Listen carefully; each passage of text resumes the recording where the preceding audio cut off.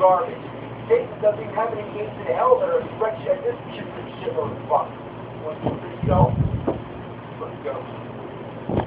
Kid Cool was developed by a game company called Big Toka, who also made the Cap Attack and Psycho Fox. All these games share the same basic design. For example, if you compare Kid Cool with Psycho Fox, you'll see it's very similar. For the record, the Japanese version of Kid Cool came first. Even though these other games are much more refined, it's unfortunate that the Kid Cool disease has spread. So if you played the other games, you already have an idea what Kid Cool is like, except it's much worse. Is that Kid Cool? What happened? He looks nothing like the guy on the cover. Now that's what we call cool. Shaking his fist at a wizard, a dragon humping his leg. The storyline is about a king who's dying of illness and needs 7 different herbs to cure him. Yeah, I bet the game designers were smoking 7 different herbs, so he sent Kid Cool out to find them. There's not much in the way of attacking, other than jumping on enemies and throwing your weapons, which you get on occasion. But it's not really a weapon. It's some kind of furry animal that looks like Elmo's ballsack. There's a day to night transition. The sky changes all kinds of weird colors like purple and red. But at least it's not like Simon's Quest with a fucking box that appears in the air and interrupts the damn game. No, this one has enough problems as it is. It's relentlessly difficult with air puffs that shoot out all over the place with no pattern whatsoever. There's a guy sitting on a big old white poop curl shooting lightning faster than Sonic the Hedgehog and shit out turbo turds. Spelling errors, yep, you gotta have some of those. Not that cool was ever spelled correctly in the first place. It just makes it more cool when it's with a K. It's also weird that it actually shows you what happens when you die. The king has the power of immortality and can bring you back to life, as if we really needed that explanation. How about just continue, yes or no, and then start the game up again? And the whole point of the game is trying to save the king. If the king has the power of immortality, couldn't he just use it on himself?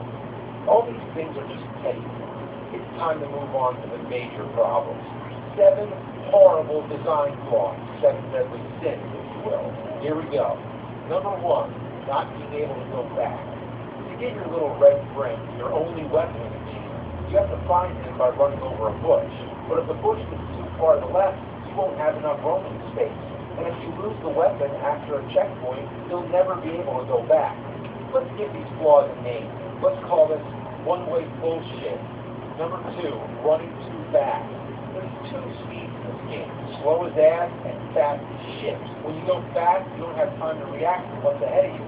But you need to go fast in order to gain momentum to leap for a distance. When you start running, you just consider yourself dead. Let's call this 2-gear diarrhea. Number 3, jump control. Part of the problem is that you can't make any jump from a standstill. You have to be running fast.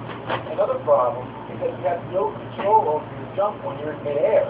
The game designers really should have taken lessons from Super Mario Bros., the time-tested, approved way to make a side-scrolling platform. Any subtle tap of the D-pad spears Mario's jump. But in Kid Cool, there is no such thing. Let's call this jump fuckers.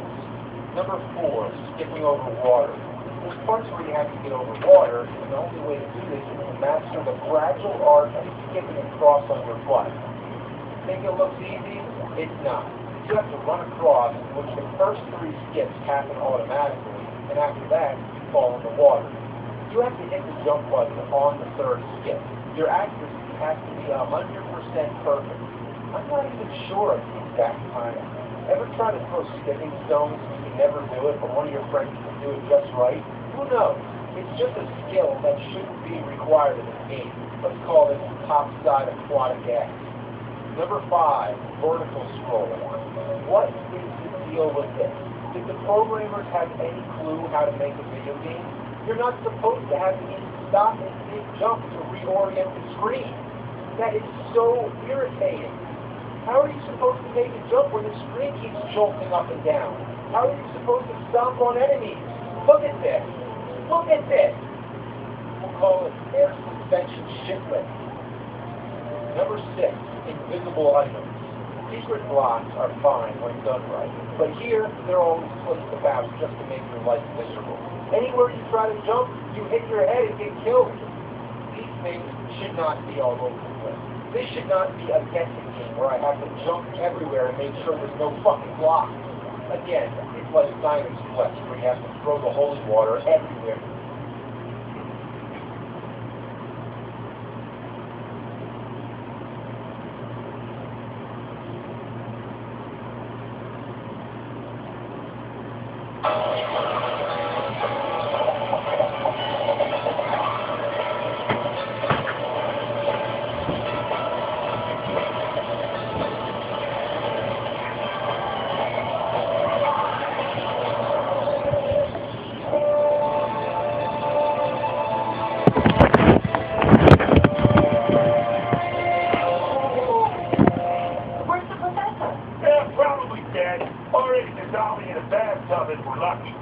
I was out on the widow's walk, keeping a hopeless vigil for the return of my first delivery crew.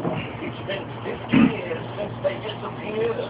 Huh, I knew you had other crews, but you never told us you had a first crew. I remember it like it was interesting. I had just built my new shipping and receiving emporium, and I scoured the hardware store parking lot to assemble the finest crew imaginable. There was Candy, the raunchy by-the-books navigator, Lifter, the devastatingly handsome forklift, and Captain Lando Tucker, a dedicated young man with no characteristics. We'll deliver that package or die trying. Hey, it's on my favorite station! And Uncle Captain Tucker! Wow! You totally got me, Dr. John. You're hilarious. Zoidberg was popular? Zoidberg had hair? I never said he had hair. If you chose to imagine him that way, that's your business. Anyway, the time came for our first delivery. Lando, don't forget about me and Junior. I won't, honey. Or die trying. Well, crew, this is it. That cookie bouquet isn't going to deliver itself. 10, 9, and so on. 3, 2, 1.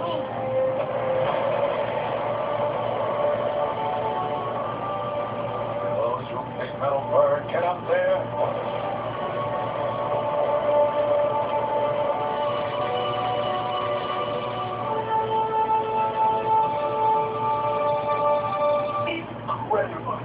Zoidberg had friends. There was a different time. Everything was going smoothly until right after that part I was just telling you about. Suddenly, Amanda's aunt called to say her niece hadn't received her cookie bouquet.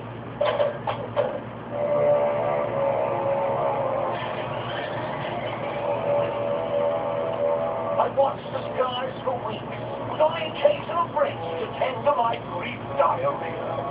Just when all hope was lost, the ship was cake pod. What happened up there, Johnny? Oh, don't make me remember. So horrible it was. I thought you said he didn't have hair. Yes, but something he saw on that mission traumatized him so severely, he grew hair, just so it could turn white. Sadly, my brave crew was gone forever. That poor, incompetent crew. What do you think happened, Professor? They were lost in the Bermuda tetrahedron. That's ridiculous. The Bermuda tetrahedron is just a myth. I'm glad you're so brave in the face of the unknown, Lila, because for your next mission, you will be flying directly through the Bermuda tetrahedron. Or we could fly around it. Of course you could.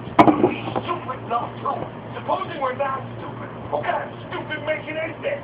You'll be picking up a monument commemorating my lost crew to be unveiled Tuesday at their memorial ceremony. All the grieving families will be there, plus a popsicle car. You can count on us, Professor. We'll get that monument here in time. Hooray!